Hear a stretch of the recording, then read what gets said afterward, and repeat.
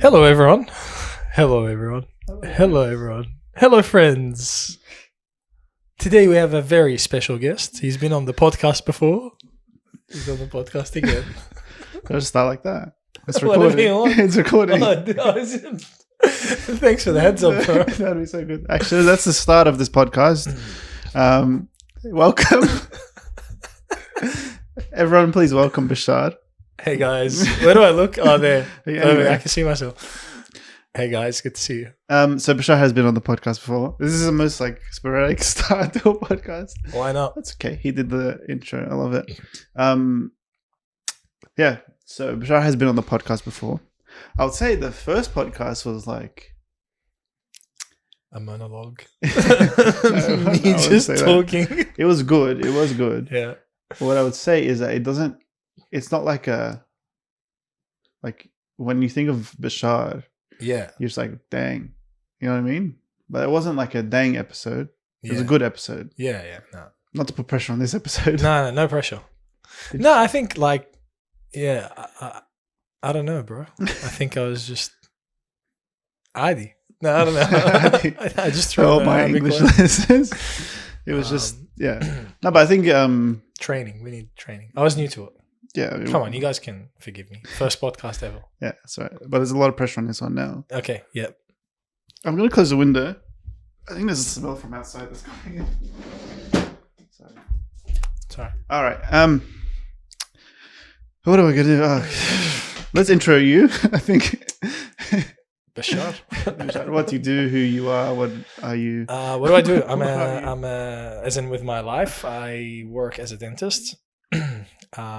And I go to church with you guys. That's how I know you. And that's it. I'm 30 years old and I live with my mom and dad. I have one sister who is married with a very beautiful husband, and she has a very beautiful son as well. And I love them. They make my day. That's cool. The days. I guess. Look, if you don't know Bashar, he's the best.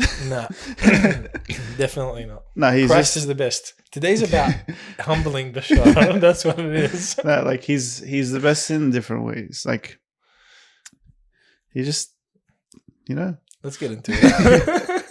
All right, there's enough waffling. Okay, so it's funny that you mentioned your family when you introduced yourself, because today's topic might be a bunch of different things, but we're gonna actually start off with family. Yeah. I don't know where this is gonna go, but Me neither. I asked Bashar before, and he said family has been on my heart. And I was like, all right, let's do it. Yeah.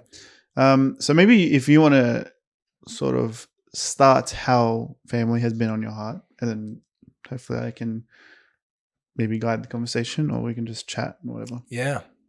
Well, just so you guys know, this is we talked that the topic's going to be about family, but it's unplanned. So I'm just going to think out loud here. Yeah, I think like most young adults, I was like, if I look at myself last year, I was really busy with work and friends, hangouts, ministry, like you're in the same boat. And then, you see your family, but you get that, that old traditional Arabic saying with home is like a hotel. Your mom tells you one of those things. Habibi, this is not a hotel, and you come home and you sort of eat your food and you see your family a little bit, but you also don't have, like, if you want to talk to them, you're filling them in on what you've done in the day with other people. It's rarely what you've done with them, or you're reflecting on moments. You're just like debriefing, which is nice. Like, there's nothing wrong with that. But because of my circumstances like changing with them, I've had more time to spend with them. And that made us like create times together and memories together. And we went on a trip to Europe as well together. And so, I don't know, like suddenly just now I reflect and I think, wow, I really appreciate and love the time I'm spending with my family. And I'm knowing them more and how they think, and I don't know. I think that's why it's been on my heart lately, the family thing. Yeah, like I think that's. I don't know. Like, do you have that with family as well? Do you have that sort of like? Are you guys close?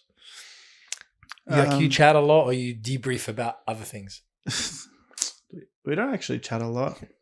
Like my family has set time aside to actually meet up and stuff like family time. Yeah, family dinners and stuff like that.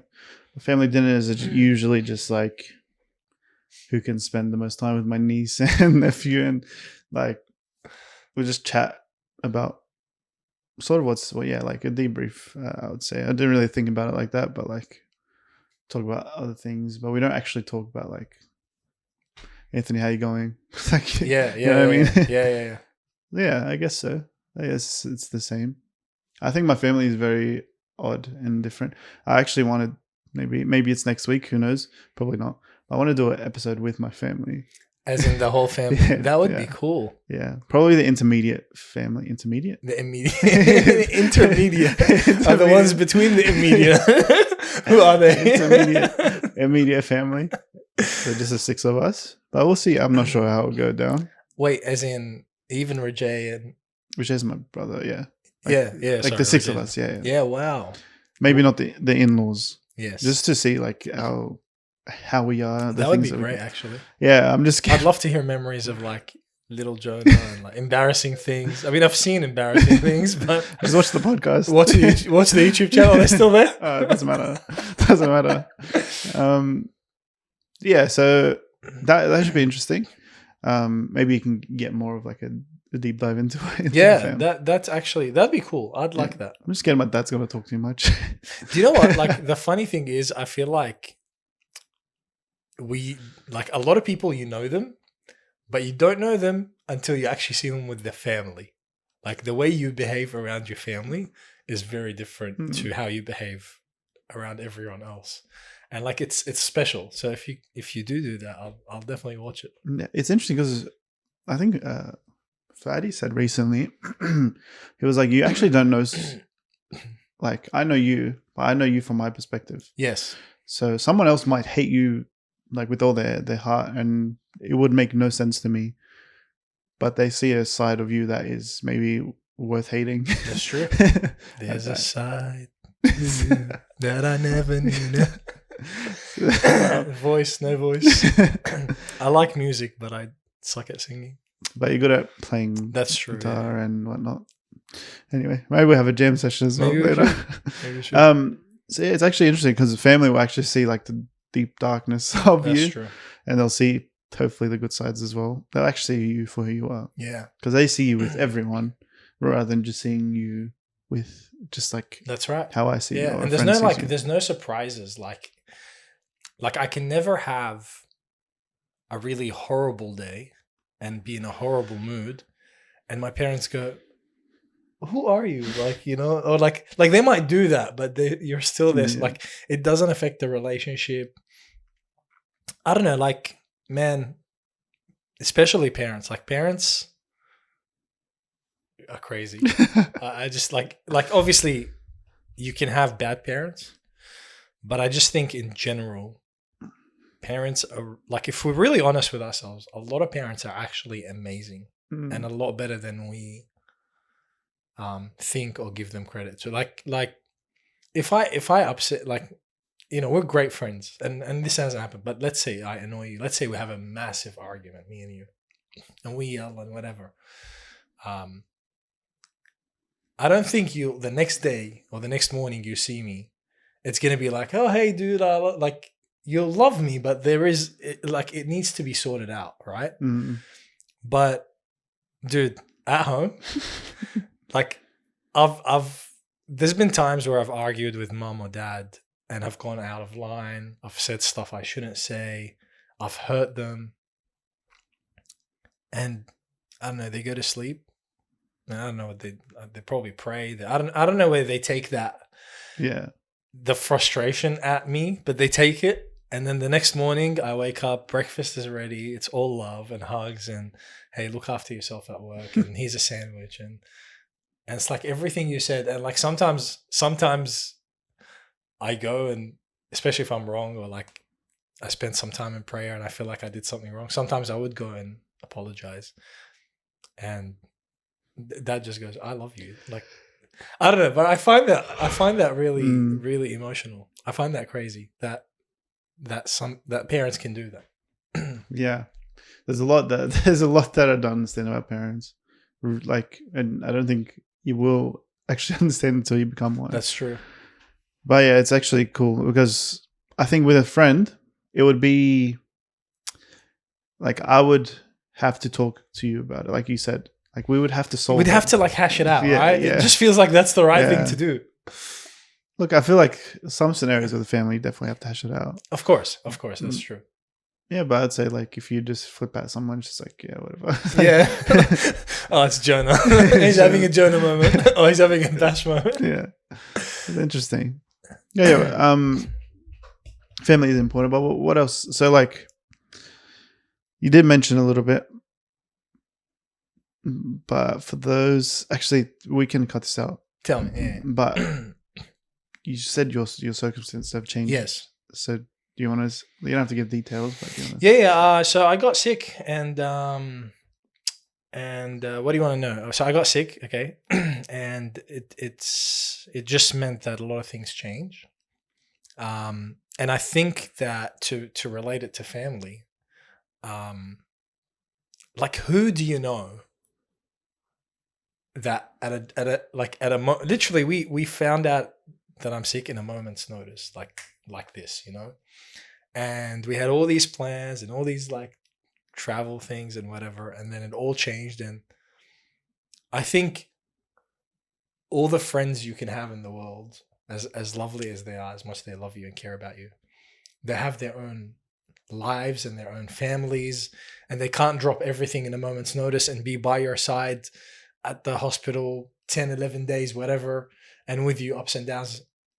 But your family, it's like a no-brainer for them.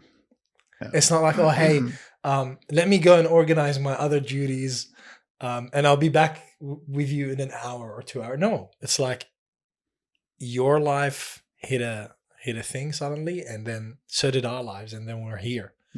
And like honestly, they've been with me every step of the way, which is, I think this is also why my family's been on my heart a lot lately. Like no matter our difference of opinions or whatever, all that stuff, when tough times hit, they're the people that God has put in your life to be by your side. And again, I feel for those who don't have a family, or where that connection might not be there. But I feel like for a lot of people, even if the connection isn't deep, when tragedy happens, when something tough happens, everyone just sort of holds. It holds together. I don't know, something about blood that just does that. Do you think that, like, we're going to bring it back to the church, but do you think church family, so church family, not your blood family, should be like that? That's a very deep and great question. What do you think? I don't know. Actually, that's a really good question. Flip the question on me. No, I'm actually genuinely interested. I'm not trying to deflect. I'll tell you my thoughts, but I don't think I've heard someone ask that before, so I kind of want to know. Yeah. It's very difficult to say because, like you said, everyone has their own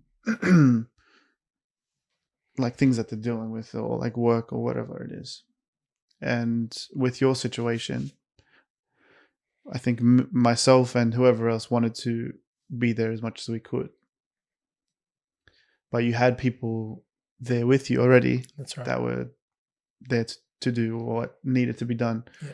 So if you didn't have those people, then I definitely think that I should have, I'm speaking for myself, I should have been there doing whatever. I'd sack work and whatever it is, sack it off. But like, then I would be there. But I think like the necessity probably isn't there because you have a family. I'll still be there to be your friend because your family can't really be your friend. Like I could, like if you want to sort of vent about your family or like whatever it is, you don't have that. Yeah, I've got you. Yeah. I think definitely for some people, like you said, there are people that don't really have family. So, and I think maybe with my family, we've actually been this two people. We've been their family as well, which hopefully we can talk about in the podcast if we do it. So I think circumstantially, I think yes, but not always. So for you, I would have loved to, and I would have more than willing to, and I'm sure there was a lot of other people that were more than willing to, but we didn't need to. Yeah.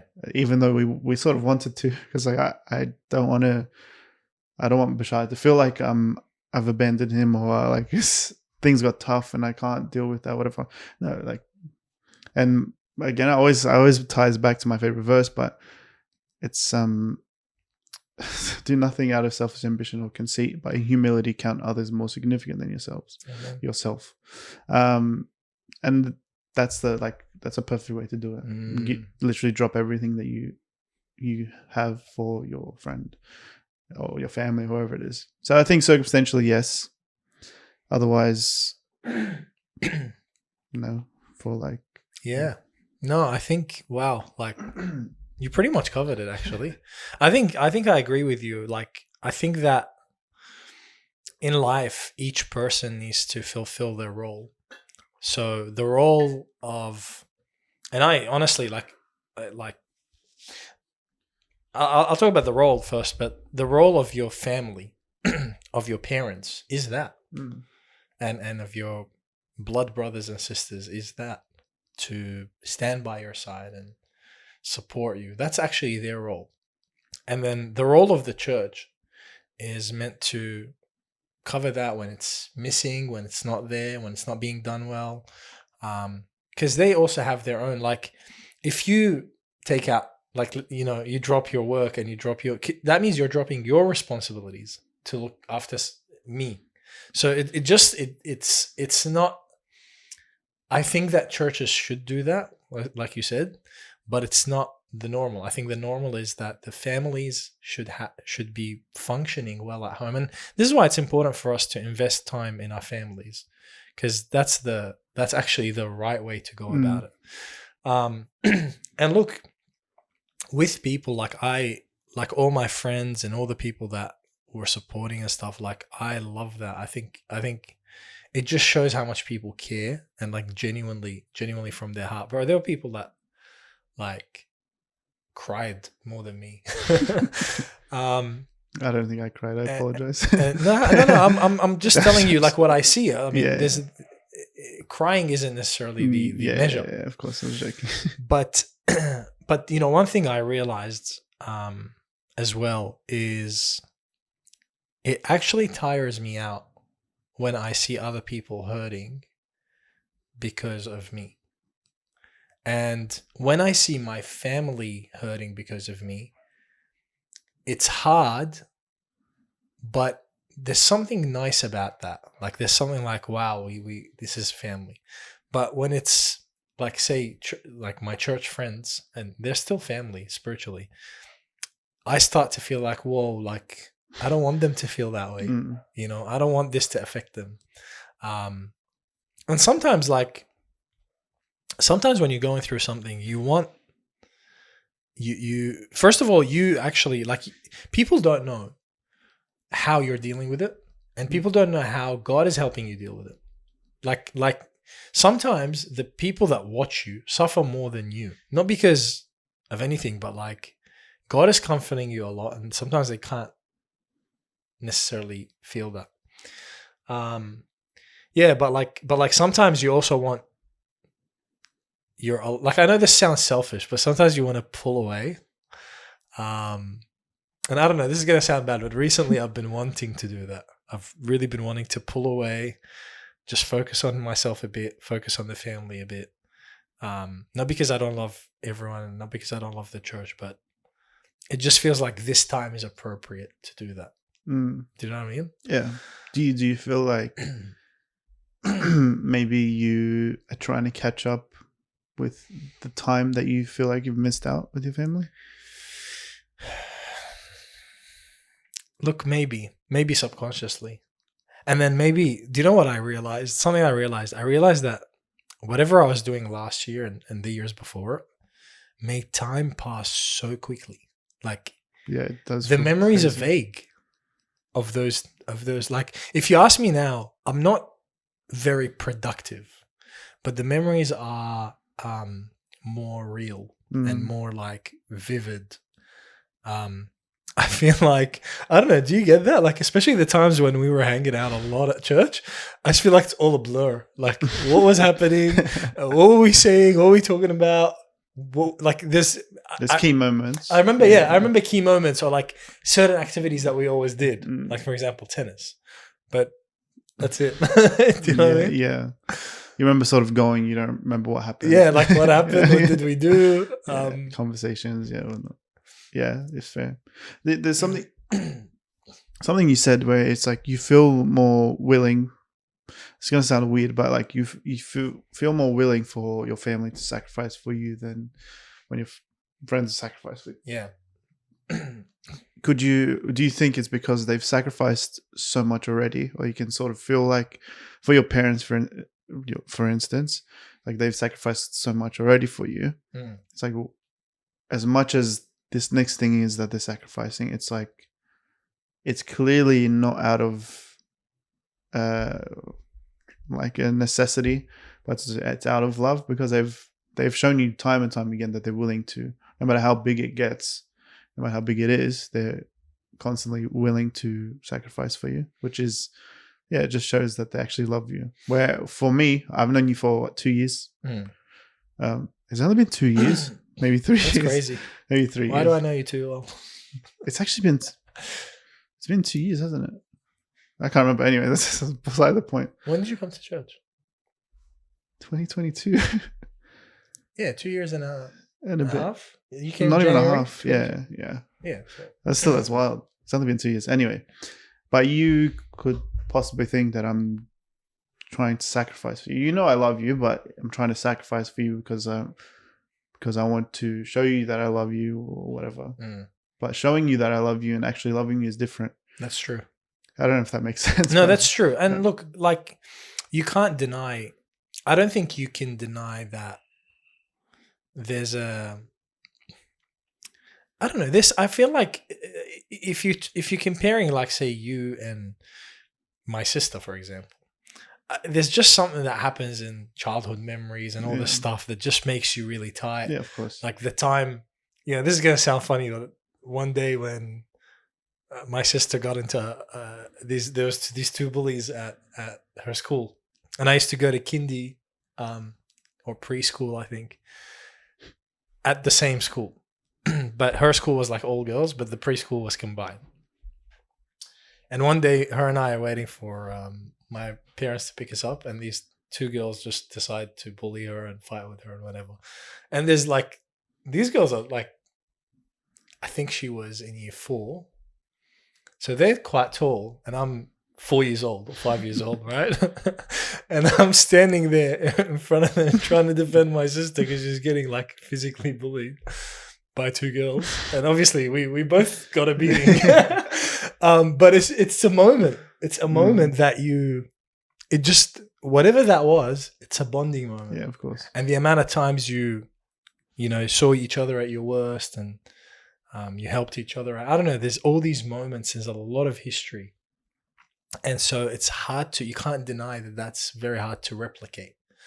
And like you said, like, I think those things grow love. And also, like, what your parents feed you is also important. Like, whenever I've had problems with my sister, like, I remember I had one maybe a year or two ago, where she was at fault.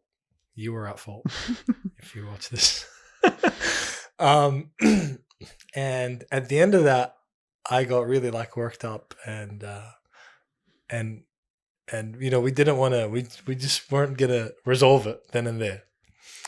And my mom made me resolve it. And I was like, but but you saw that. And she's like, yeah. She said, and this has been a recurring theme that my parents fed into us. Like she said, one day we're gonna die. You only have her. She only has you. I don't care what happened. Who said what? She's your sister. You need to protect her. Like, wow. That just goes in your mind in those moments. And suddenly those principles are stronger than anything you're feeling emotionally. Seriously. Like I had so much rage at that moment. But then when she set up that principle and she put it into perspective, I was like, okay. And then I went to her, and then we just reconciled. So yeah, I don't know. Like, I don't know how I went to that story. I'm just going into stories now. No, it's fine. But yeah, I think there's a special thing about family for sure. Yeah, and I was speaking to. So it was Mother's Day yesterday. Happy Mother's Day. We're recording this the day after Mother's Day. Yeah. And I think me and Anthony were speaking about like how people have been. So something I've been noticing in life is that how people are like respond to things or react to things or in positive way, negative way, whatever, how they're acting. And I think about it and I'm like, I've had more of a perspective. I said this to Anthony because he studies psychology. I said, I've been thinking like a psychologist recently. And my perspective on people is like, the way you're acting or whatever it is, it's probably from something that you've experienced in your past or with family or whatever it is. And it's rather than, okay, let's say, they just got angry at me or they snapped at me or they said something very inappropriate or whatever it is. It's more like, okay, there's something deeper at hand and it's probably family related. Like usually it is, whether it's lack of family, lack of relationship with family, or I don't know, just certain things that they've sort of been raised with, whatever it is. And it shows me like the impact that families actually have, and whether it's good or bad is dependent on the family and dependent on the receiver as well, because there's a way to learn like out of that. But it's family is so important. Yeah. So I'll ask you this, throw it back to you. What can we do to appreciate family more? That's a great question. Can I pause that question for a second? Because I just remembered something when you were up talking to me. You remember how you said about parents that they have sacrificed before? And so for me, I kind of like this sacrifice is just part of what they do. I think one thing we can do as a church, I just want to say that now because I felt I'll forget it. If we make it the norm to do that for people, not to neglect our responsibilities, but to make it feel like this is a thing we do, I think it will be more natural for them to accept it as well. Do you know what I'm trying to say? Yeah, for sure. Yeah, because I think that's something we can do, and I think it's something we should do. But going back to family, your question, what can we do to appreciate family more? Honestly, I think probably some of the deepest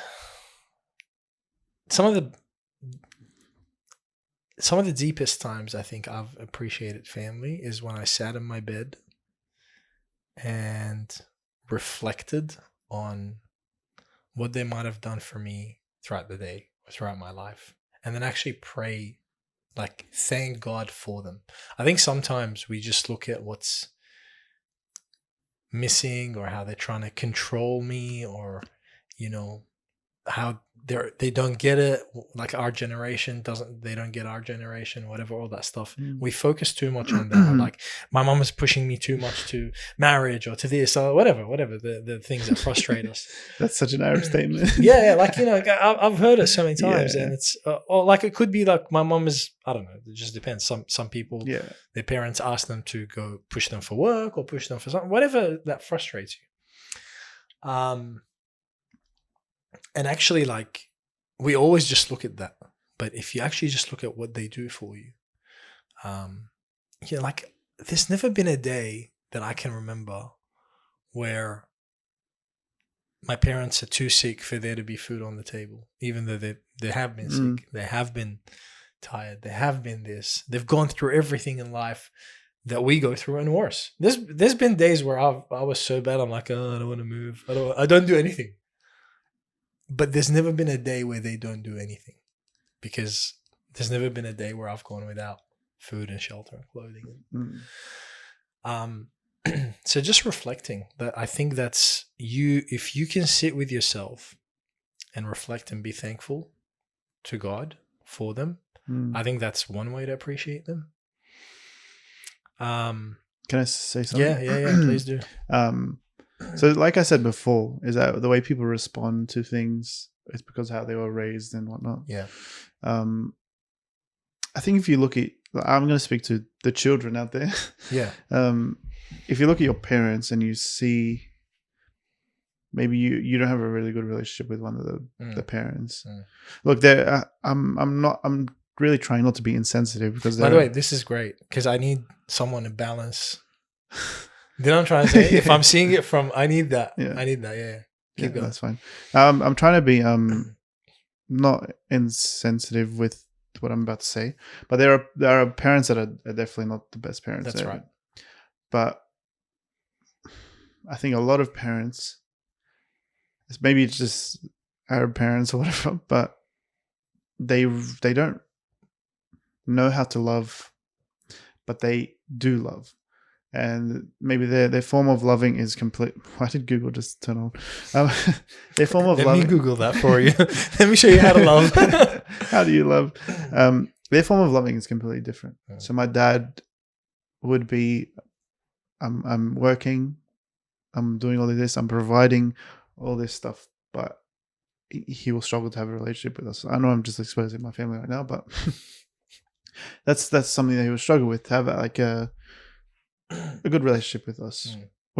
Whether on the other hand, my mum is really good at having relationships with us. So sometimes it could feel like my mum loves us more than my dad does. But what the actually, I don't really know this by way I can hypothesize is that they actually love me the same amount, but their love is so different. And I think, to your point, understanding that they've been raised a certain way, especially back then, it's like all the men did was provide, and if they put in effort to actually give you shelter and then put food on your table, whatever it is, that's their form of love. But I think it's times are changing, and it's like we actually, and it's a good thing, we want a relationship with our family, and like I think sometimes we got to try and have a bigger perspective rather than just our own perspective. Just to build on your point, actually be grateful for the positives that come out of good parents and stuff. Absolutely. Yeah. Do you know what? Sometimes I wonder on that point, like, I think that we don't know if we lived their life, their environment. You don't know if you'd turn out better. Yeah. Like, seriously. Yeah. You actually, like, we have a lot of knowledge these days, and mind you, we don't have a lot of wisdom. Like, I really think increasingly I see that our generation knows a lot more than our parents probably even do right now, like with all their years of experience, but they have a lot more wisdom. And we don't know if we had their environment, we have no clue how we would have turned out. And I can sort of hear through the camera of some people watching go, I probably turned out better. Like, I don't know. I don't know. I actually don't know. I'll say this, my mum, if you listen to my mum's podcast, the first one, I think she talks about her family and like how she was raised and stuff. And she's raised me a lot better than how she was raised. And I can say, like, I'm not even half the person that my mom is.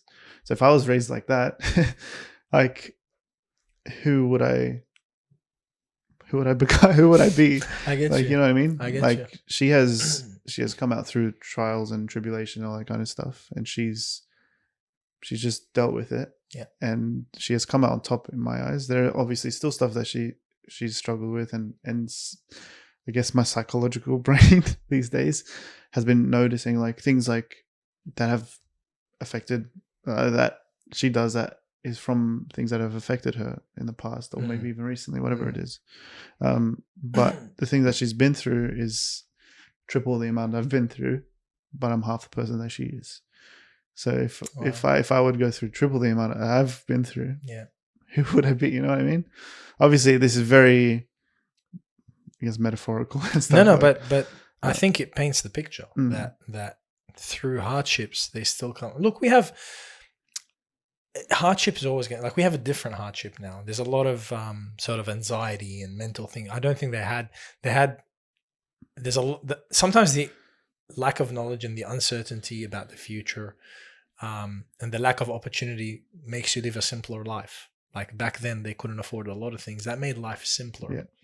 It's hard work physically, but maybe the brains weren't as anxious as we are. We have so much mental health now issues. Well, isn't it, there's a verse like, because I think this is very broad, but I think one of the reasons why we have more mental issues is because we know more about it. As in, you know more about the problem, so you sort of like identify it. Like my dad has seen war and this kind of stuff. Yeah, I don't know if you ever seen war, but like I haven't experienced war. No, but my dad has seen war way worse than I have. Yeah, that's what I mean. But we're still saying like, oh, we have trauma. Yeah, stuff like that. Yeah. But I think it's because we're like the light is on now mental health, when before it was like shunned away. Yeah.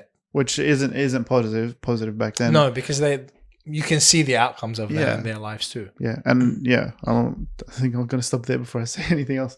But I think what I was saying, the Bible, I think it's in Proverbs, I'm not sure, but doesn't it say somewhere that like the knowledge leads to sorrow or something like that? Yeah. And maybe I'm just saying it out of context or something. There is something like that, but we probably should look it up. Yeah. I'll bring it. Yeah, look it up on the phone. Meanwhile, we'll have to. It's funny that you brought the Bible, because I had another Bible verse in my mind about family, but we'll get your one first. Okay. Well, that's going to be tough to find. Knowledge leads to sorrow. With increasing knowledge, there's increasing sorrow. I think Ecclesiastes or Proverbs. Ecclesiastes, yeah. I just like sort of. I'm just going to actually get into my book. Just came to my brain for some reason. Ecclesiastes 1:18. It says wisdom, which is interesting. Oh. With much wisdom. It's because I think the context of that is he's reflecting on how he set his heart. This is Solomon. How he set his heart, his one desire in life. I was actually telling my friend about this the other day. He had this big desire in life to seek wisdom and to find it. And then he goes, I think in verse 18 or one of those verses, he says, and even that proved to be difficult and like a chasing after the wind. It's like, even after I got all the wisdom, it still felt like it was hard work. Yes, I think that's the context actually. Yeah, so the verse is Ecclesiastes 1:18, and it says, "For in much wisdom is much vexation, and he who increases knowledge increases sorrow." Yeah. So I think the more, I know this is pretty different, but I think it also ties in. But the more we actually know about our mental health, or realistically, the more we focus on it, the more difficult it gets, or the more we're going to actually play on that mental health. But I guess this is a whole nother topic. But it is, but it's a great point because I think I've resolved that humans, like, you're not meant to be God. God is the person who knows all and can deal with it all. So one of the things that affect us mentally these days is the abundance of news. There's nothing that happens to an ant in the world that you don't know about. Like, seriously, you know about everything. And think about it. Like, there's this old saying that, good news is no news, like bad news. So all you're getting is the bad news. What does that do to you? And this many stabbings, and this person got stabbed, and this person died, and this person. It's just like, whoa, the world is really dark. The more you focus on negativity, the more negative you're That's right. And I think it sometimes hurts us. There's many times where I just see stuff in my feed and it's too much, and I just go, enough. I can't do it. Yeah. And I think, like, bringing it back to family, the more you sort of look at, like, oh, my mum, like, is like this, or she didn't cook this. She didn't cook this one night, and, like, how dare she? Like, I came home from work very tired, and there was no food, whatever it is. Like, my dad doesn't care about me, whatever it is. It's like, honestly, grow up and look at the positives. Like, for me, it's been 24 years, and they haven't done. Obviously, they probably have done wrong against me because they're human. They're human. Yeah. I think parents are human. Yes. And guess what? Like, for anyone watching, you might become a parent one day, and yeah, you know, I'll strap in tight for that. No, I mean, God bless you. I'm just joking. Strap in tight. No, but do you know what I'm saying? Yeah. Like, yeah, it's very interesting because I can never, what's the word? Empathize with the parent. Yeah. Because there are stories that my mom tells me, and I was like, how could you do that? Or like, well, that's crazy. Like, that I could never do that. But whatever it is, but it's because I haven't experienced what it's like to have a child. Yeah. Or like even a wife, I haven't experienced that. So even like, I don't know, like providing for, like, my dad's perspective of providing for the family might be actually more important than taking a day off work and spending time. I don't know. I'm just well the thing is, Jonah, is like, I look at the fruit. Like, regardless of what you think about your parents, you guys are great kids. So clearly something's worked. Do you know what I'm trying to say? Yeah. It's like, you can sit here and say whatever about any person. Your parents are very different to my parents, but I think we turned out good, and you guys turned out good. So clearly, whatever they did, the way they worked it, it worked. It worked. Yeah, it's interesting. I think even, like, because me and Anthony had this conversation of, like, what do you think that? So we were looking at, like, we actually said this, like, we turned out okay. Like, our kids, like, we obviously have our issues and stuff, but we turned out pretty good. So they had to do something right. I'm pretty sure we said that yesterday. I like that. But then we also, like, what could we have been doing better? Oh, sorry. What could we have? What are things that they could have done for us that are better? Or, like, what are our weaknesses? What do we lack? And we actually came up with it. And it's actually good, I think, to actually acknowledge that. Yeah. So maybe one day I could teach, like, I could take all the positives from my parents, but also take away the negatives and actually build on it. That's right. And that's how we improve. Yeah. I think probably more importantly at this phase of our life is to look at how we as children can be better. And I think one thing I wanted to mention from the Bible before, because you asked me how can we appreciate our family better. I'll talk about parents specifically. Can we bring it up? I don't know where exactly it is. It is in the commandments, but it's also in the New Testament, probably Ephesians. Honor your father and mother. I think it's Ephesians. Honor your father and mother, which is the first commandment with a promise. I think that's what the. Do you want the Old Testament one or the New Testament one? The New Testament one. I mean, it's a quote of the Old Testament, but I love that it adds the thing to that, the first commandment with a promise. Ephesians 6. Yeah. Sorry, this is Paul writing to the Ephesian church. Instructions to children. So. All right. There's instructions to parents, I think, in that one too. Is it? So if parents want to improve, they should read that. Yeah. All right. So I'll just read from 1 to 4. Yeah. So Ephesians 6, 1 to 4. Children, obey your parents in the Lord, for this is right. Honor your father and mother. This is the first commandment with a promise, that it may go well with you and that you may live long in the land. Fathers, do not provoke your children to anger, but bring them up in the discipline and instruction of the Lord. Amen. This is very interesting. Yeah. I mean, there's a lot to talk about, but I'll just talk about the kids one, because what I love about that is two things. It's not contingent on anything. It's not saying if your parents are good, honor them. If your parents are bad, don't honor. It's got nothing to do with that. Your role, your job, your responsibility towards them is to honor them. And actually, someone once told me that honoring your parents doesn't mean you have to agree with them. That's true, but like if you disagree with them, you still have to honor them while you disagree with them. Do you know what I'm saying? So yeah, so look, honoring your mom and dad, and you actually need to figure out what that's like. Sometimes that means asking them, you know, how do you think I'm doing, or how do you think I'm like? If there's conversation, it sounds like it's a bit artificial, but why not? Like, why not? Why not ask, you know, your parents? I'm sure if you were in a relationship, sometimes you'd ask your partner, "Hey, is there something that I'm doing that bothers you? Why can't you say that to your parents? Why is it okay to bother them and no problem? No, they just deal with it, you know." It's good. And it's got a promise. It's got a promise, you know, and I think that, like, I know this is going to sound silly because we're not meant to be these people that are like, this happened because of this and this happened because, but when I did get sick, that was like a little checkpoint for me. Like, you're honoring your mom and dad because, you know, the promise is you'll live a long life on earth, you know? I think the sickness has showed you a lot. Oh, heaps. Yeah. It doesn't mean I'm not like linking everything to it. Yeah. Oh, yeah, for sure. But it's it just opens up your mind to a lot of things.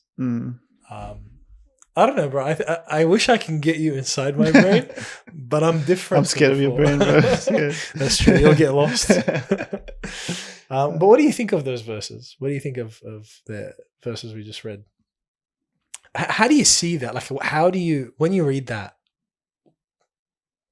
you agree with it? You're like, yeah, I should honor my mom and dad. But what does that look like? What does it look like is very different. It's very difficult. I definitely think I don't do it well. And the sad thing is I probably do it better than a lot of other people. But I don't think the standards are that high these days. And I'm not exactly sure what it is.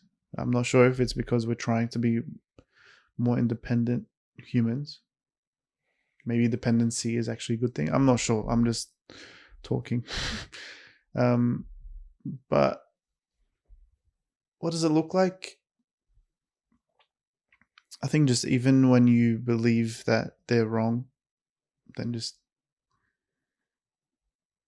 doing what they ask anyway, or like don't fight back, don't argue back. But I think there's a lot of humility in it as well. Like they're your parents, their authority. It's like your principal. I don't know. Let's say your principal or your boss, but your boss loves you and they care for you and they're willing to do anything for you. You know what I mean? I don't know. That's I get you. It's an interesting analogy, but it works. No, like if you think about it, like your boss, he wants the best for the business. Yeah, that's right. And I guess your parents want the best for the family. Yeah, they want the best for the family, but they also want the best for you. Yeah. And you're not going to... Your parents are Lebanese. They want the best for the business. That's true. That's true. Sorry, Lebanese people. I mean, yeah.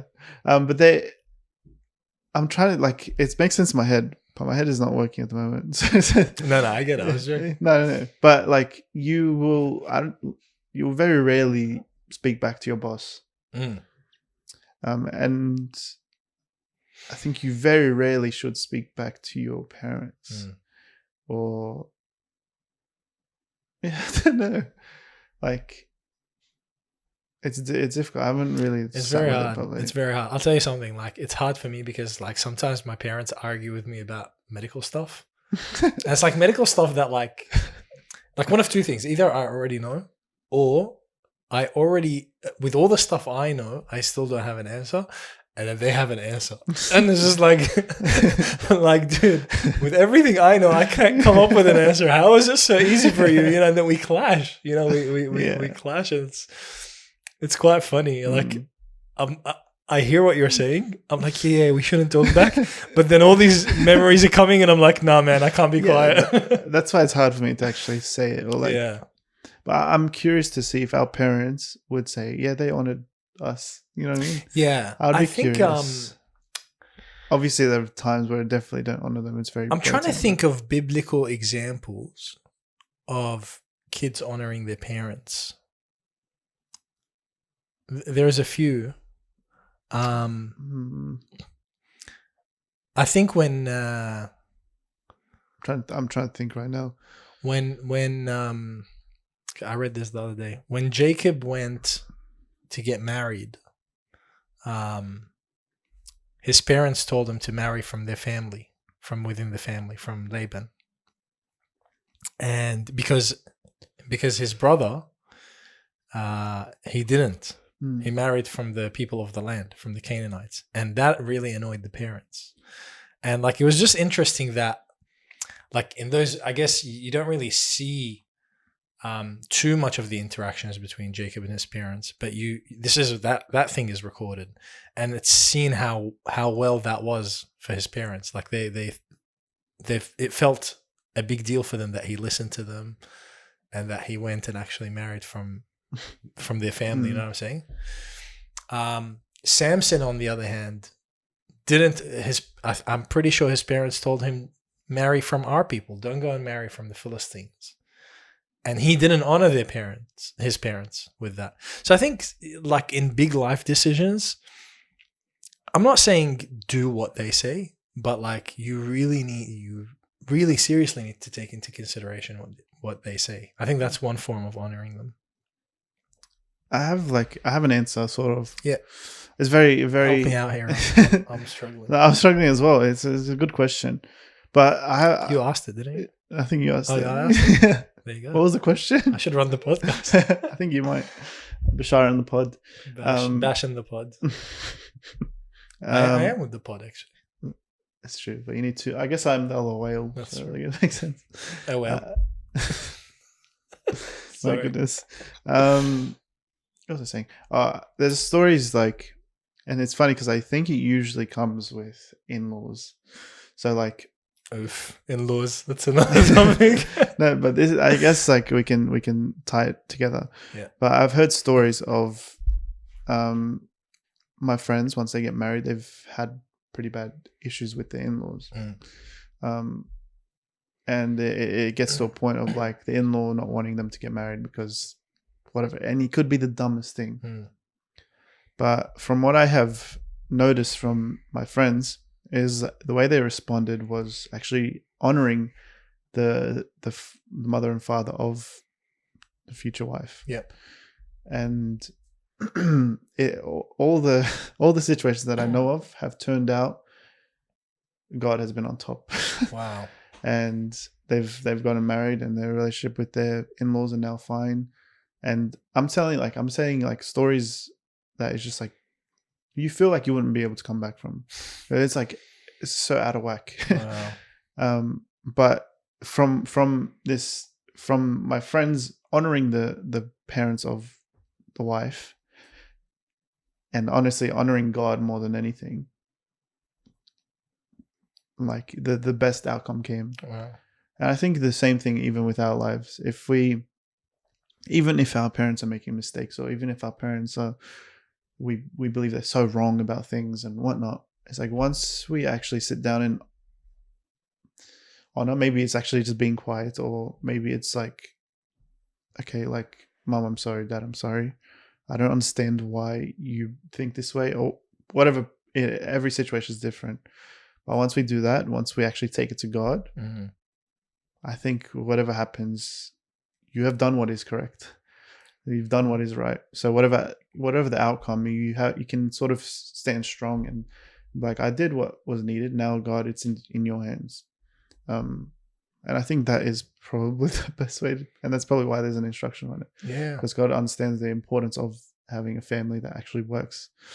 And I think the most disrespectful thing you can do as a child is dishonor your parents. The most honorable is honor your parents. So, yeah. It sounds like it, like from when I'm listening to you, it sounds like we have a lot more power than we think we do. Like in this like parent-child relationship, I think we always talk about the parent, but it just like from this, I mean, we've been talking about this topic for maybe half an hour or whatever, or longer. I don't know about that. Time flies with you. But yeah, like I feel like we have a lot more power than we can think. And yeah, I think honoring them, like I love the example you mentioned about in-laws, because like, I don't know, with in-laws it's a bit different because they're not your biological parents. They suddenly have to deal with you as if you're their biological son. Yeah. And it's so sudden as well. Like you come with all your, and mind you, like you've been in love with, generally speaking, you've been in love with this person for a long time. They've been in love with you. You know, all of your flaws are beautiful. She loves your perfect imperfections and whatever. Her parents don't. You know, they're not singing John Legend when they look at you. You know, they're not thinking. And it's actually quite difficult. But I just, like when you were saying that, I was thinking actually of scenarios, and it's generally speaking, it's easier for the like the sons, the children, to be more adaptable and it works out great. Yeah, I was just thinking this as you were saying that, was I think what is key.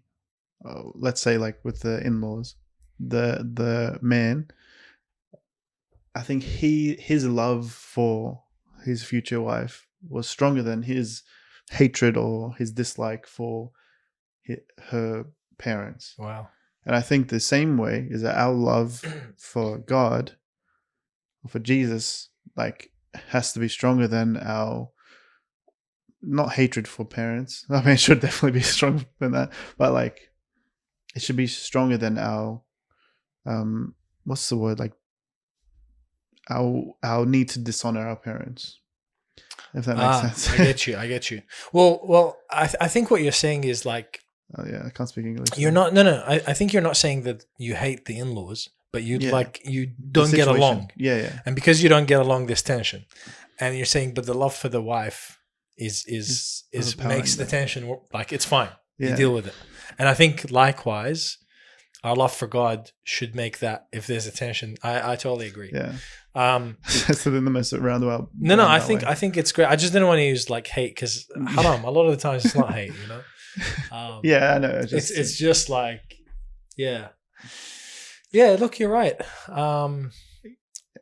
But yeah, I don't know. Actually, I don't want to go off topic. No, go. No, that's fine. I have one more question. Yeah, it might need to get cut out again. Yeah, that's okay. But to families that, to people that don't have strong families, because we have spoken a lot about families and stuff. Yes. But for people that don't have strong families that have been blessed like us, how would you? We're very trying to be not insensitive because I know how difficult it could be. Well, actually, yeah. So how would you actually advise them to go about things? Honestly, like it's very out of my depth. Yeah, that's what I mean. But I will say this. There has been times in my life where my family weren't around, or I wasn't able to be close to them for whatever reason. Like I lived alone in the Gold Coast, and there was 5 years of that.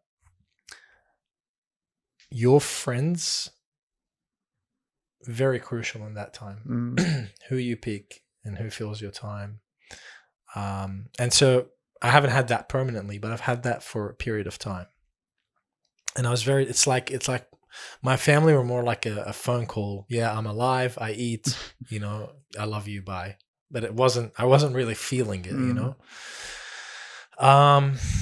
What's my suggestion? Just, I think, find a group of people that really love you. And obviously the best place is a good church. Yeah, for sure. I will say that to anyone, even if you're,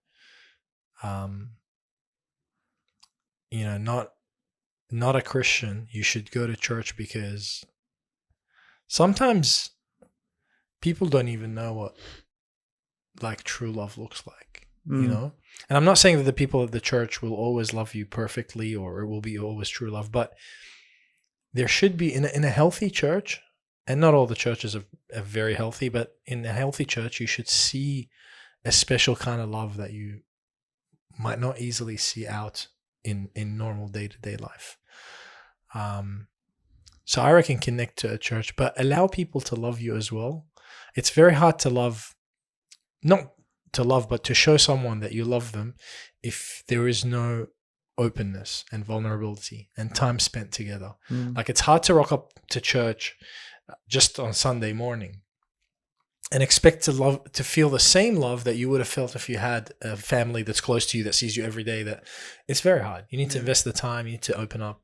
You need to be a bit vulnerable, but you also need to find people that you trust. You can't be vulnerable with everyone. Obviously, you know that.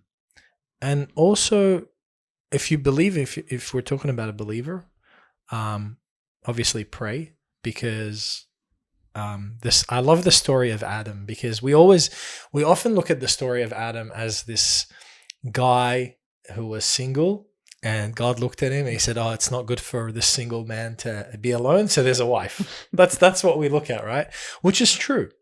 But actually, there's a lot more deeper meaning to it, which is God looked at Adam. So Adam's story is God looking at Adam, who was this man who was alone. There was no other human beings. He had everything. He had pets. He had nature. He had all these beautiful things. He had like if you've seen the most beautiful places on the world today, he had more beautiful than that. Because no destruction had entered the world yet. Everything was very nice, and animals weren't like wild. They would actually they were like pets basically. Like, he would name them, and and God looked at him and he said it wasn't good for man to be alone. Not just in the sense of he needs a partner, he needs other humans. He needs a family, He needs a social circle. So many things. He needs other humans. So if there is someone out there who doesn't have family, or who's feeling lonely, or all those things, I think that it's just good to know that it is heart's desire for us to not just have a relationship with God. And I know that we say that God satisfies, absolutely, but it's God's desire for us to have relationships with one another. And the Bible links the two so much as to say that if you don't love your brother and sister, you don't love God. It's literally that. It's equals almost. If you love God, equals you also love your brothers and sisters. If you don't love your brothers and sisters, it equals you don't love God. I don't care what you say. And so if you are that person, I think pray for that. I think pray for that, because God wants it. Just like if you want that friendship, God wants it for you too. Come to Graceway. Wow. Let us meet you. Let's get to know you. There was somewhere. Cool. I'm sure you know where it is, but it's 18 the Crescent, Iguna. Oh, can't say that. Right? Actually, can you? I don't know. Can I? Can't? Why? I can't say that. Okay, we can edit that out. Can you say that? I don't know. What's wrong with the church? And we say Graceway Church, that people will know. Is that a problem? I mean, that's just the church I attend. Yeah, I know. I don't know, guys. Politics, logistics. I don't know. I might just blur it out anyway. Yeah. But he pretty much just said the address of the church, and I think it should be fine, but I'll edit it out just to make sure. As in, you mean YouTube wouldn't allow it? Is that what you're saying? I'm just saying, like, you don't know who's watching, that kind of stuff. Yeah, you can't do house address, but church, you can find a church anywhere. I get you. So it's weird. I get you. I get you. That's fine. I don't know where it is. I thought it was here. What are you looking for? Where it says if you 1 John. Yeah, so I'm in 1 John. Chapter 3. Oh, the 3? Or 2 or 4. I thought it was 2. Or 1 or 5. No, I think it's 2 or 3. I thought it was 3. But pretty much. Because 1 John 3:16. 1 John 3:16. Yeah. Is brothers and sisters, let us love No. The same way that Christ. Yeah. Yeah. Just read it. I don't. Well, 16 is by this we know love, that he laid down his life. Yeah, and for us. so we ought to. Yeah, so we ought to lay down our lives for our brothers. Yeah. I don't know what it is, but it pretty much says if you have hate in your heart, then you can't say you love God. Can I just grab it? I feel like I'll know when I see it. Yeah, I don't know. I hope. I thought it was in 2 because 2 says very similar things. I can also search. I'm sorry, guys. Maybe I should waffle by you while you search it. Oh, that's okay. I actually liked when Misha was on the pod and like he was searching and stuff. Mm. But wasn't I waffling during those times? So there's no silence. You were waffling? Yeah. I don't remember. I was talking, I think, because I don't like silence. So this time, where people are watching, they're just like, hurry up and get to the point. But I'm just waffling, so I'm waiting for you to see it. I meant to find it. It's so distracting. There. 4. I was right. 4. It's okay. 4. You threw me off with your 2 and 3. No. 2 says something very similar. I said both 2 and 3. Yeah, you did say 3 too. No. I'm just joking. So I want to blame someone else. You want to read it? Yeah. So, if anyone says, so this is 1 John chapter 4, verse 20. If anyone says, I love God and hates his brother, he is a liar. For he who does not love his brother whom he has seen cannot love God whom he has not seen. Mm. That's crazy. And it was what you were saying. Like, what did you say again? I don't even agree with what I said anymore. I feel like this is even deeper. It's like if you don't love your brother, you cannot love God. Mm. It's not that you do not love God. You cannot, like, it sounds like you're unable to love God. I don't know. Maybe I'm reading into it. It's interesting. But I mean, but then again, it's hard to love your brother if you don't love God. Yeah, it's true. It's a cycle. Positive. I was so confused as that. I was like, yep, sure. You know when you've been out of uni for so long, you don't know what anything means anymore. Well, I've been in uni, but I haven't studied at uni. So that's true. Actually, you know who I feel like has been at uni forever? Anthony. Yes. Every time I ask him, Anthony, how you doing? What are you doing these days? Uni. Yeah, that guy needs to sort out his life. Guys, moment of silence for Anthony. Moments of silence done. Moment of silence, bro. That wasn't even a moment. No. So we just spoke about hate. Yes. And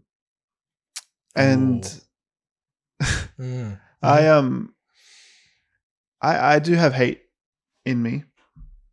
Seriously? And I want wow. I want to actually have more hate in me. Rebuke is coming. Okay.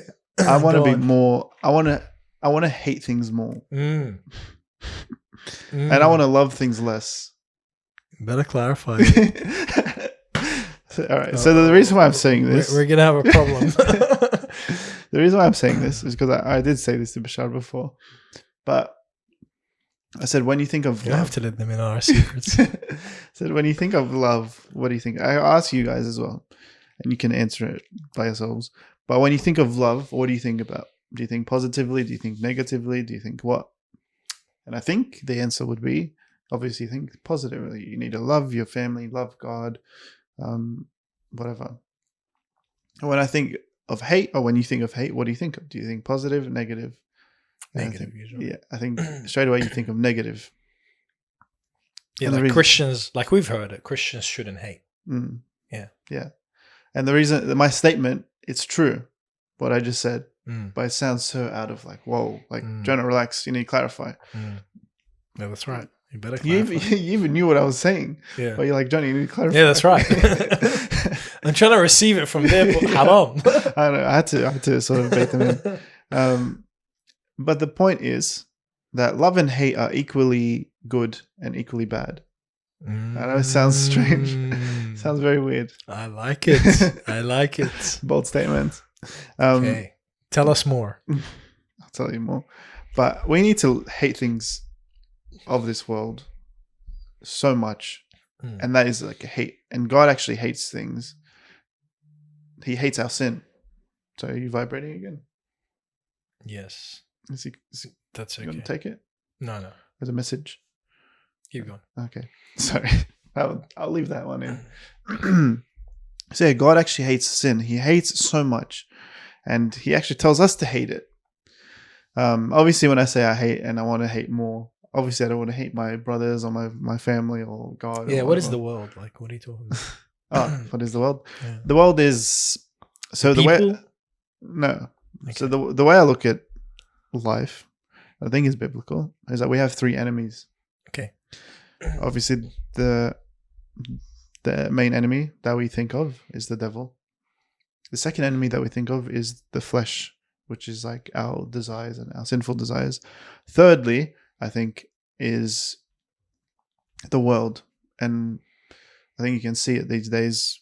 You can see it all the time. But the world is like telling us to do... It's becoming more godless, I think. And God is just being sucked out of everything and whatnot. And the world is telling you, like, it's okay to change your gender. It's okay to do this and okay to do that, where we know biblically it's definitely not okay to do that. So hate the things of this world, I think. Hate those things. And I think that stems from sin. All three of them really stem from sin. But they're all three things that will cause you to sin. So I need to actually hate sin, and I need to hate those things.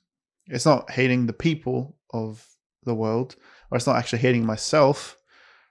I don't know about the devil. But it's actually hating the sin. Would you want to love the devil? No. Love your enemies. I don't know. I see. That's a dumb conversation. But it's actually, we need to actually hate things. And I think naturally we're just like, oh no, we can't hate. And we need to obviously love things as well, but not love those things. Yeah. And I think when we say Christians need to love, yeah, we do need to love. We need to be loving, but we also need to hate those things, and we need to not love those things. And the way to hate those things is actually to start not loving them. If that makes sense. Yes. I'm just trying to think. Oh, as a starting point? Yeah, as a starting point. Yes. That's beautiful. That's great. So you're saying like we should grow in our, like, you might not, if there's something that you know you should hate, you might not start off hating it. It's like hard to just okay. Look, I'll be vulnerable right now, but a lot of the times my prayer used to be like, if I sinned or something, it's like, God, I hate this sin. Yeah. But then it sort of turned out, it's like, God, I don't want to love this sin anymore. Yes. Because what I've noticed about myself is like, the only reason why it's continuous, or the reason why I'm doing it, is because I secretly love it, which is a hard thing to come by. It's a hard thing to actually acknowledge. But once you acknowledge, I think that's the step to actually being healed. So yeah, acknowledge that you love something that you don't need to, or that you shouldn't, sorry. And work your way towards hating it. Because like I said, God is loving, very, very loving, but he's also, sounds weird even saying it, but he also hates the sin that we have, but he loves us the way that we should be. We should hate the sin, but we should love the people that actually sin. I think that was the only statement I wanted, but maybe we can elaborate on love versus hate. No, I think like, I love that you're linking it to God, because it sounds to me like what happens is, if you as a Christian, you don't hate things. Hate is an emotion that you need to have, as in, you're created in God's image, and if God has hate for certain things, you're going to have hate for certain things. Now, if that hate is not in the right place, guess where it's going to go? It's going to go in the wrong place. Suddenly you hate your brother that pisses you off, your parents, or whatever. Sorry, is that a swear word? I didn't even know. I don't think so. I don't know. Anyway, sorry guys. English is second language, just so you know. Sometimes I say stuff, I don't know if they're a bad word or not, so I'm learning. Anyway, which is weird because I've been in Australia for 15 years. Anyway, look, I don't know if that, like, I don't. I won't repeat it. Yeah, I personally don't say it, but I don't know. It doesn't matter. But so basically the hate gets directed then at the wrong thing, because there's something in you that wants to hate. You want to be like, it's funny because like You want to be angry at something. You want to be bitter at something. You want to be hating something, but it needs to be the right thing. You need to channel, like Christians need to learn to channel every emotion the right way.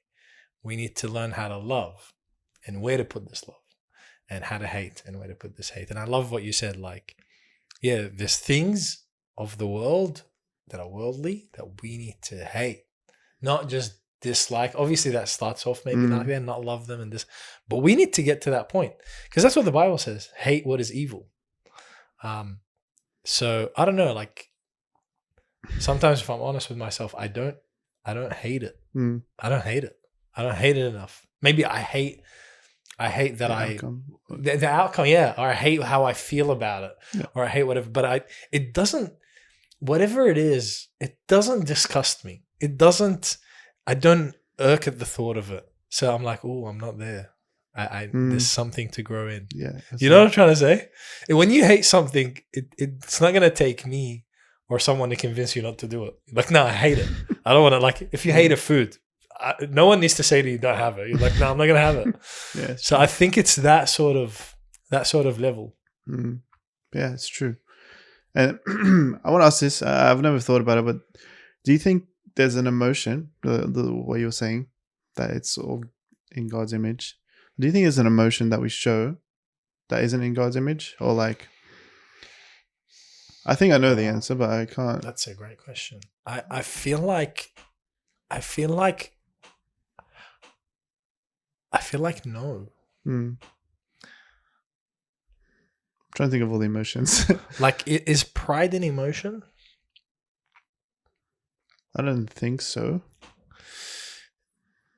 But would you, like, you can still be proud of stuff. That's right. Yeah, that's right. I wanted to say that. Yeah. The only one I could think of is pride, but there's a way out for that. Yeah. It's interesting because I think, I've never really thought about it, but all the emotions, like even like laughing and humor, we spoke about them in Stephen and Jesse's podcast, I think. And it's like, it's okay to laugh. Yeah. Yeah. Like, it's actually, God has a humor as well. Absolutely. And you never really think about that. It's like, there's a psalm that says God laughs about, it's actually talking, it's just a funny description. It's talking about the evil people, the people that are wicked and they plan to do harm to God's people. And it says in the Arabic, it's like God laughs. God, it almost like mocks them, like laughs at their plans because it's nothing. I remember actually, I think I read this recently. Maybe I feel like you said this before recently. About what? Do you remember speaking about this recently, or was it someone else? No, not me. Oh, very interesting. I talk a lot, but recently I haven't been talking a lot actually. Yeah, it's true. You need to speak more. It's good. No, it's good, man. Everyone needs a break from me. No, not at all. I need a break from me. Yeah, it was just interesting because I think you need to actually, it's okay to be emotional. That doesn't mean sad or whatever it is. It means just like show emotions. Yeah. You don't want to be like this blank face sort of. And that's actually my like forte. It's like being monotone and emotionless, but it's like not good. Look, can I say though, I feel like when you're comfortable, you do show a lot of emotions. Oh yeah, I do. Like I think it's about, becoming more and more. Yeah, recently. It's about comfort. Like again, how are you with your family? Are you like no? So I think that if anything, that says that you just need to find yourself in that comfortable environment. I don't know. Someone once asked me this. It might have been you actually. Probably. Someone said if you had to describe yourself in a word as to like what people think of you and what you think of what they think of you. That sounds like a Jonah question. I just can't remember asking it. Let me ask you that question actually. So think about it this way. If you had to describe yourself in a word. With one word? With one word. Okay. Or two words, whatever. One or two. Yeah. What you know of who you are and how people perceive you. When you compare those two together, what's the what? Do you want me to say what the what the word is like? Compatible.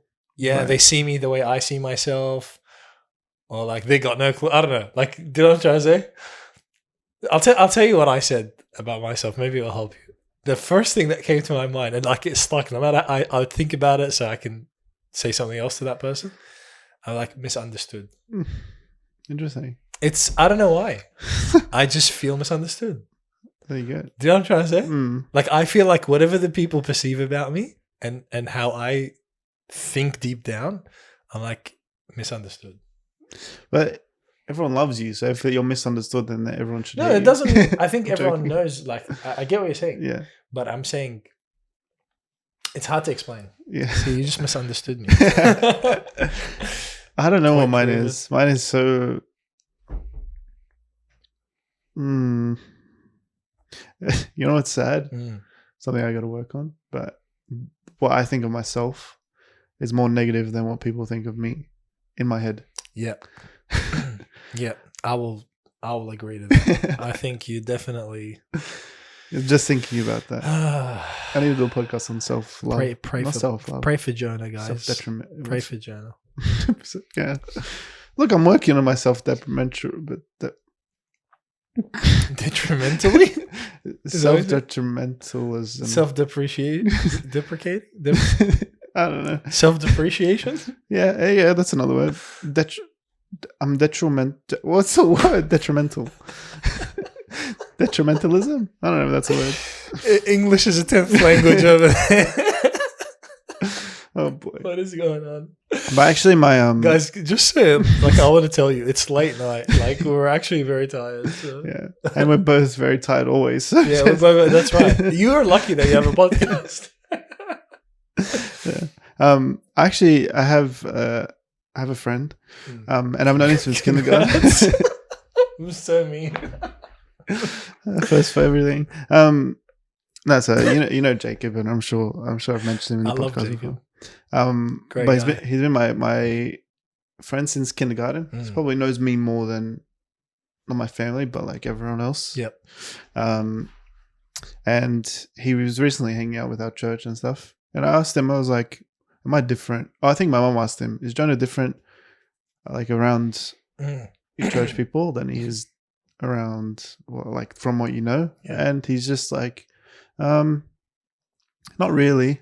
He's just like more reserved. I was like, oh, I mean, I'm actually glad that he said that. Not the reserved part, because I do want to just be myself.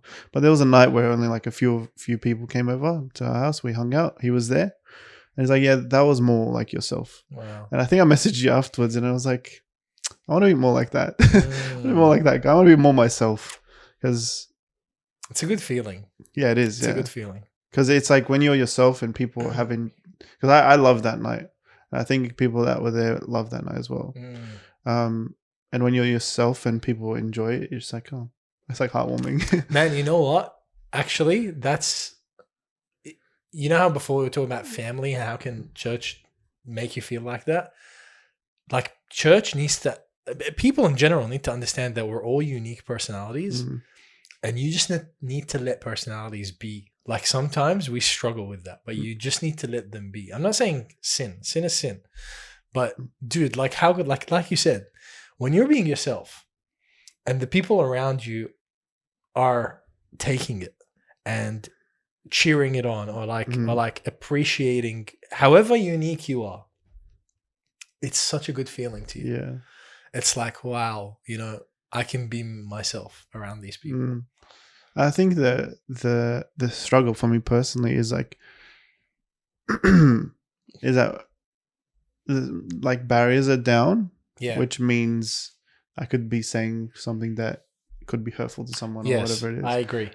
So there is like a point where I think I should obviously, I don't know, but again, that's like a heart issue, a sin issue. It's like a... I think sometimes it's not a sin thing. Like sometimes you might say something that you think is right, but someone else might think is wrong or offensive. Yeah. Don't you feel like it's like a bit on the, like, is it not a bit, do you feel like it's not a bit on us to create a culture of a bit of flexibility? Yeah, I'm not saying sin flexibility, but flexibility where, like, honestly, I'm going to talk about like in our church, bro, like there's so many young adults. They all come from different backgrounds, upbringings, and faith history, and all that stuff. Surely, when we hang out, someone is going to say something that's going to rub someone the wrong way because when they grew up, their family didn't say that. It's very normal. Yeah. Have mercy. Yeah, have just mercy. be just flexible. Know that people absolutely. Some of the best moments I'll mention Yusuf. I think he doesn't mind. But some of the best times I've had where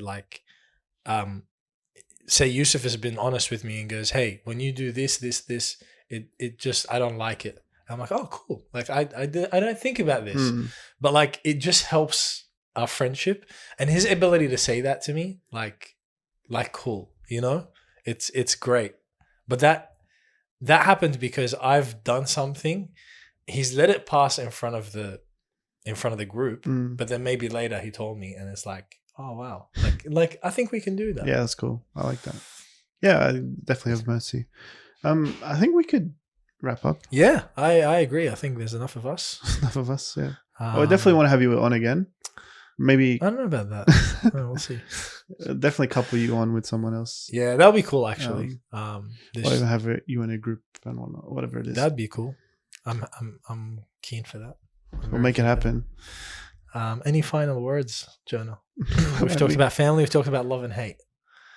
I actually just want one takeaway from you. What should a young man or woman in our, let's say 20s and 30s, what should we hate right now? What should we hate? Yes. And what should we love? Like, sort of, obviously we should love God and we should hate what is evil, but like sort of be specific. Yeah, if you can, or just mention some examples or whatever. I was going to make a joke, like it was going to be self-deprecating, but it was a joke because it's self-deprecating. You know what I mean? I was going to say ourselves, but I don't know. Love ourselves or hate ourselves? Hate ourselves. I'm joking. Sorry, guys. Yeah. Hate. I could be very general or I could be very specific. Be general. General? Actually, do whatever you want. I could just say like... you do one, I'll do one. You do one evil, I'll do one evil. You do one good, I'll do one. What should we hate? I think hate... It's so easy to just say hate sin. But I will say hate actually our negative perspective in life. Oof. Wow. Yeah. Cool. That's it. I want to be on the pod again to talk about that. It's true. Is that because you feel like we have a negative perspective? Absolutely. And it's just like what we're talking about, the news and whatnot. Yes. It's like if everything is negative. Yeah. Or even when we look at our family or whatever, our parents, sometimes we don't understand them and we just look negative, like my mom and dad didn't do this or this or this, and my brother and my sister do it. But I think often if we look at the positives more than the negatives, the positives will outweigh the negatives. Wow. Extremely. It's very weird actually that Christians are negative because hope is a hallmark of our faith. Like it's very, and hope in Christianity is a sure hope. Like it's a certain hope. Very strange. It's very interesting. Very strange. That's good that you mentioned that. Actually, one thing I immediately came to my mind when we were saying hate, I realized recently we don't hate gossip enough. Like seriously. I realized that in myself even. Like I don't think that's, it's funny, that came to my mind as well. Yeah. And like I actually like I don't know why I'm saying it, but I actually realized that I hate it. I just didn't realize that I hate it this much because I don't know. Sometimes you don't know until you face it and you're like, oh, it sucks. I shouldn't be part of this. Yeah. One thing we should love. Family. 100%. Yeah. 100%. Something that we should love. Again, I could just say the easy answers. Like God's word. Say something that's on your heart. Like I said, family. Well, I know. The thing that I thought about was God's word straight away. Yeah. I think it might be generic, but to be honest, that's been on my heart recently. Just what does that look like? I know what loving family looks like. Can I be so honest with you? Yeah. And I'm probably very vocal about this, but when I am in God's word, literally, like, it's just it's so different. And the days that I'm not, I say this every damn podcast. Sorry, every podcast. But when I'm not, it's terrible. When I am, and the thing is, I don't have to be sinning if I'm not. Like, but it's just like my day's wasted. It doesn't matter what I'm doing. My day's been wasted. I totally get it. Like I went to church on Sunday and whatnot. I didn't have my own quiet time yesterday, but I just didn't feel like it wasn't a fruitful day because I didn't spend time with God. And I'm learning that slowly and surely, but surely. And when I do spend time with God, I can still fall and I can still, but it's just different. It's a different day. Yeah, it's just a different day.